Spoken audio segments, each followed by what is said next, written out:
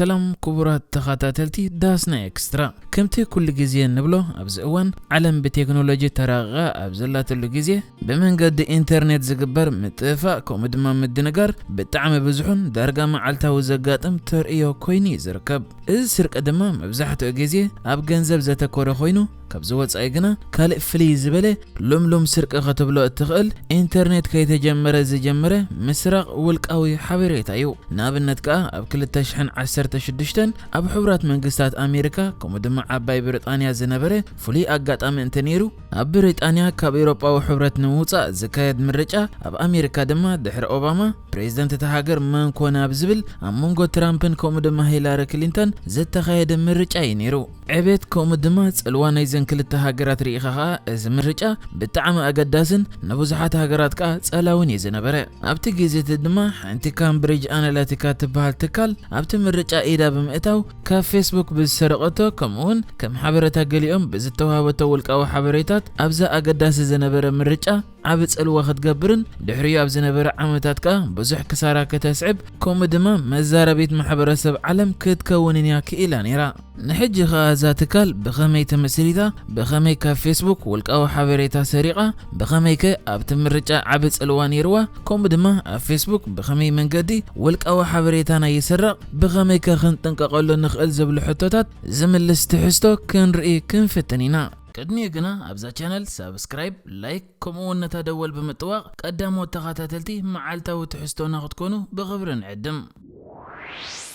كامبريج أناليتيكا كم تقدم زتقلصه دحرتي 2016 زنبره مرجعات حنتي اب عالم ازربت طراي زيكونه بزح صلواون زنبره تكال كم زخونتها تقالعه اذا تكال اب 2013 اب لندن عاد انجليز تمسرتت كوينا نسخه اكال نايتا عباي تكال زخونت SCL جروب يا SCL جروب بشحن 909 اب تشلمس فورد عاد انجليز كم حنتي بهرياوي كومدما استراتيجيكاو مصنعات زتفلالي نغرات ወይ ድማ ካብ ዝተፈላልዩ ወገናታት ሓበሬታ በመእከብ መግረእ ትህብ ሓጋዚ ትካል ኮይና ጀሚራ ከምዚ ላ ንቁርብ ዓመታት መስቀጸለት ግና አንፈታ ቀይራ በደረጃ ሃገራት ኣብ ዝከድ ዝተፈላልዩ መጽናዕታት ኮመደማ ፖለቲካዊ ምርጫታት ኢዳ ክትእቲ ጀሚራ እዚ ቃ ብጥርሑ ዘይኮነ ተኸፊላ ትገብረ ዘነበረት ኣብቲ እዋን ተኻ እቲ ዝበዝሐ ስርሓ ኣብተና ምምዕባል ዝርከባ ወይ ድማ ዘይ ማዕበላ ሃገራት ተካይዶ ዘነበረት ከም መግለጽታ ትካል እንድሕር ኮይኑ ድማ በዓላ ከም ዝሓበረቶ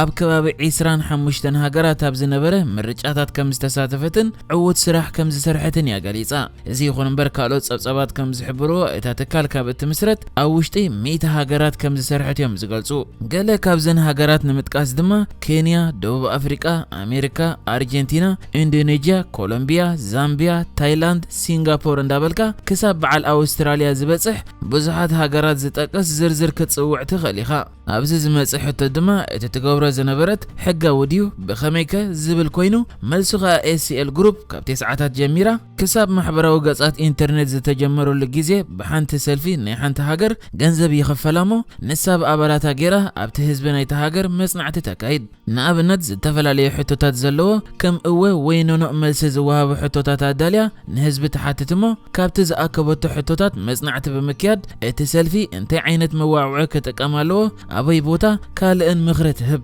በዚ መንገዲ ድማ እቲ መዋዕውዒ ኣድማዒ ኮይኑ እቲ ሰልፊ ድዩ ውልቀ ሰብ ኣብ ምርጫ ክዕወት ወይ ድማ ፖለቲካዊ ረብሓ ክረክብ ትሕግዝ እያ ነይራ كساب እዚ እዋን እዚ ኸ ብዙሕ ሽግራት ዘይነበረ ሕጋዊት ምኽሪ እትልግስ መጽናዕታዊት ትካል እያ ነይራ እዚ ይኹን እምበር ምስ ምምጻእ ኢንተርኔት እዚ ብኣካል ኬትካ ዝግበር ዝነበረ መጽናዕታት ከምኡ ድማ ምኽርታት ብዙሕ ገንዘብ ዘየምጽእ ከምኡውን ኣትካሚ እንዳኾነ ይመጽኡ ኣብዚኣ ኸ እቲ ንምዕባል ኣካል እዛ ክለብ ዝኾነት ካምብሪጅ ኣናሊቲካ ዝመርሐ ኣሌክሳንደር ኒክስ ዝመጽእ ኣሌክሳንደር ኒክስ ናብ ትካል SCL ግሩፕ ምስ ተጸንበረ ነታ ትካል እቲ ቀደም ትሰርሐሉ ዝነበረት ኣገባብ ገዲፋ እቲ ትደልዩ ሓበሬታ ብመንገዲ ኢንተርኔት ክትእክበዩ ኣማኺሩ እዚ ኸ ዳታ ማይኒንግ ወይ ድማ ምዕዳን ሓበሬታ ይዝበሃል እዚ ሓሳብ ኣብ ትግባር ክትውዕል ግና ገደን ዝዕዳን ሓበሬታ ኩሉ ኣለዎ ዝዕዳን ሓበሬታ ምስ ተረኽበ ድማ መግዚኡ ዝኸውን ገንዘብ ገደን እውን ከድልዩ በዚ ኸ እዛ መደብ ክትዕወት እንድሕር ኮይና ገንዘብ ክርከብ ከም ዘለወዩ እዚ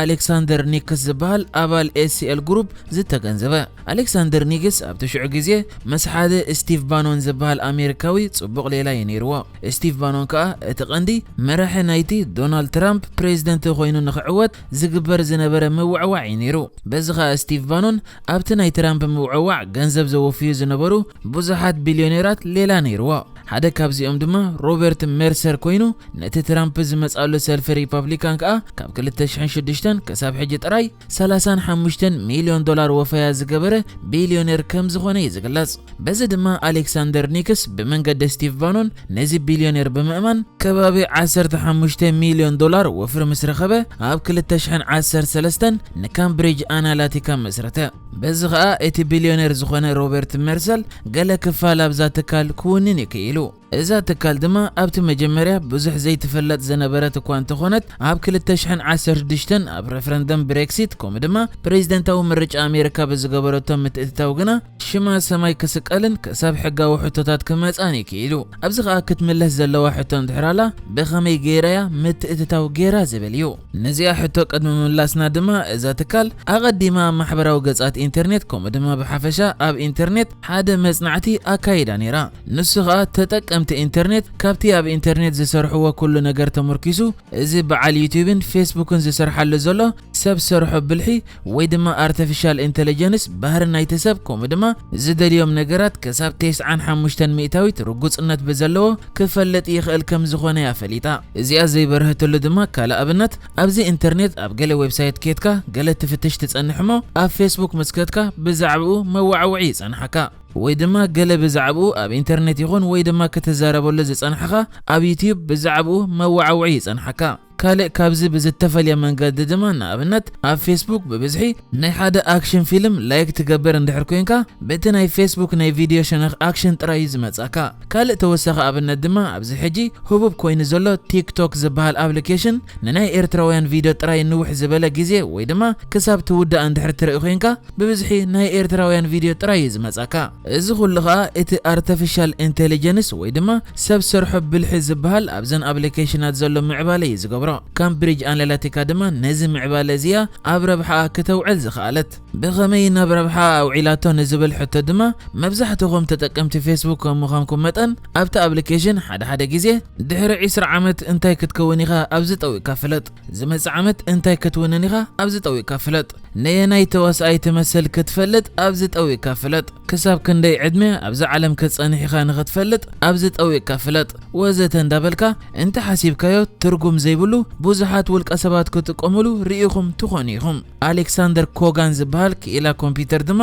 ሓደ ነዚ ዝመሳሰል ኣፕሊኬሽን ብምስራሕ ኣብ ፌስቡክ ይዘርጊሕዎ ነዛ ናቱ ኣፕሊኬሽን ከዓ ከባቢ 250,000 ሰባት እዮም ክጥቀሙላ ክኢሎም ክትጥቀሙላ እንከለዉ ግና እቲ ኣፕሊኬሽን ናይቲ ተጠቃሚ ኩሉ ሓበሬታ ይዝእክብ ነይሩ ንኣብነት ላይክ ዝገበርካዮ ፔጃት መሓዙትካ ኢሜይልካ ቁፅሪ ቴሌፎንካ ኮታስ ዘሎ ሓበሬታ ይዝእክብ እዚ ከዓ ኩሎም እዞም ኣቐዲመ ዝጠቐስኩም ኣፕሊኬሽናት ዝገብርዎ ስርቂ ናይ ሓበሬታ ክትብሎ እትኽእል ስራሕ እዩ በዚ ድማ ኣሌክሳንደር ኮጋን ከም መግለፂ ገለ ማዕከናት ዜና ክሳብ ናይ 87 ሚሊዮን ውልቀ ሰብ ሓበሬታ ክእክብ ይክኢሉ ነዚ ሓበሬታ ድማ ዓቐኑ ብዘይተፈልጠ ልዕሊ 1 ሚሊዮን ዶላር እዩ ብዝበሃል ዋጋ ናብ ካምብሪጅ ኣናላቲካ ይሸይጥዎ ካምብሪጅ ኣናላቲካ ድማ ነዚ ካብ ኣሌክሳንደር ኮጋን ዝተገዝአ ሓበሬታ ገይራ ኢዳ ብሬክሲት ማለት ምውፃእ ብሪጣንያ ካብ ሕብረት ኤውሮጳ ከምኡ ድማ ኣብ ምርጫ ኣሜሪካ ትራምፕ ንኽምረጽ እያ ሓጊዛ ነዚ ኸ ከመይ ገይራቶ ንዝብል ሕቶ ድማ ኣብ ኣሜሪካ ገለ ክፍለ ሃገር ኣለዋ ዳርጋ ኩሉ ግዜ ሰልፊ ሪፐብሊካን ዝድግፋ ገለ ድማ ሰልፊ ዴሞክራትያን ዝድግፋ እዚአን ከዓ ናብ መን ከም ዘድመጻ ዳርጋ ርጉጽ ኮይኑ ካብአን ወጻኢ ግና ገለ ካልኦት ክፍልታት ናይታ ሃገር ሓንሳብ ናብ ሪፐብሊክ ሓንሳብ ድማ ናብ ዴሞክራት እንዳበላየን ዝቀያየራ ኣብዚአን ድማ ካምብሪጅ ኣናላቲካ ካብቲ ኣኪባቶ ዝነበረት ሓበሬታ ተመርኪሳ ብፍሉይ ኣብ ልዕሊ ክሊንቶን ጽልኢ የሕዲራን ንትራምፕ ንኸድምጻያ ብመንገዲ ፌስቡክ ንፍሉያት ክፍለ ሃገር ዕላማ ብዝገበረ መልክዕ ንትራምፕ ዝድግፍ መዋዕውዒ ዝዘርግሐት እዚ ከምዚ ዓይነት ስልቲ ከዓ ኣቐዲማ ኣብቲ ናይ ብሬክሲት ሬፈረንደም መብዛሕትኡ ኣድማጺ ተዋፂ ካብ ኤውሮጳ ነውፃ ኢሉ ኸድምጽ ብመንገዲ ፌስቡክ ፍሉይ መዋዕውዒ ገይራያ ተዓዊታትሉ ነይራ ናይዚ ውፅኢት ከዓ ኣብ ኣሜሪካ ትራምፕ ክምረጽ እንከሎ ብሪጣንያ ከዓ ካብ ሕብረት ኤውሮጳ ንኽትወፅእ ኣድሚጻ እዚ ኩሉ ስርቂ ሓበሬታ ናይቶም ውልቀ ሰባት ድማ ብመንገዲ ፌስቡክ ተኻይዱ ብምንባሩ ከምቲ ኩሉ ዓለም ዝረኣዮ ወናኒ ፌስቡክ ማርክ ዙከርበርግ ካብ ሃብቱ ብሰንኪ ዝስርቂ 16 ቢልዮን ዶላር ክኸስር እንከሎ ኣብ ቅድሚ ኮንግረስ ኣሜሪካ ሕቶታት ክምልስ ከምኡውን ኣብ ሕብረት ኤውሮጳ ተወሳኺ ሕቶታት ክምልስን መርመራ ክግበረሉን እዩ ተራእዩ ዝነበረ ኣብ ክልቲኡ እቲ ዝነበረ ሕቶታትን መርመራታትን ድማ ማርክ ዙከርበርግ የቕሬታ ድሕሪ ምሕታት ትካለይ ናጻ እያ ንሕና ኣይፈለጥናን ነርና ኣብቲ ዝፈለጥናሉ ግዜ ድማ እቲ ሓበሬታ ከድምሰስ ሓቲትና ኢና ኢሉ ነፍሱን ትካሉን ሓራ ከውፅኢ ተራእዩ ነይሩ ዕቤትን ሓይልን ብሪጣንያን ኣሜሪካን ርኢኻ ድማ እዚ ኣብ ግዚኡ ዓለም አንቀጥቂጡ ዝነበረ ተግባር ናይ ካምብሪጅ ኣናላቲካ ኮይኑ ብድሕሪ እዚ እታ ትካል ተዓፅያ እታ ወናኒታ ዝኾነት ትካል እውን ሽማ ክትቀይር እያ ተገዲዳ ዘላ ኣብ መወዳእታ ድማ ንሕና እንታይ ክንጥንቀቕ ኣለና ንዝብል ሕቶ ኣብ ፌስቡክ እዚ ክሳብ ክንደይ ዕድሜኻ ክጸንሕ ክነግረካ ትመስሎ ተዋሳኣይ ክነግረካ ንዓመታ እንታይ ሃብቲ ይህልወካ ክነግረካ ወዘተ እንዳበልካ ዝዝርጋሕ ጥቕሚ ዘይብሉ ኣፕሊኬሽናት ከምኡ ድማ ሊንክታት ዘይምጥዋቕ ምክንያቱ ኣብዚ ዓለም ክሳብ መዓስ ትነብር ወይ ድማ ንስኻ መጻኢ እንታይ ክትከውን ኢኻ ዝፈልጥ ዝኾነ ሰብ ከምዘየለ ፈሊጥካ እዚ ኣፕሊኬሽናት ድማ ንስርቂ ሓበሬታ ጥራይ ዝተሰርሐ ምዃኑ ምግንዛብ እዩ ዘድልየካ ንሕጂ ዝተዳለወ መደብ እዚ ነይሩ ብኻልእ ክሳብ ንራኸብ ሰላም ንዓኹም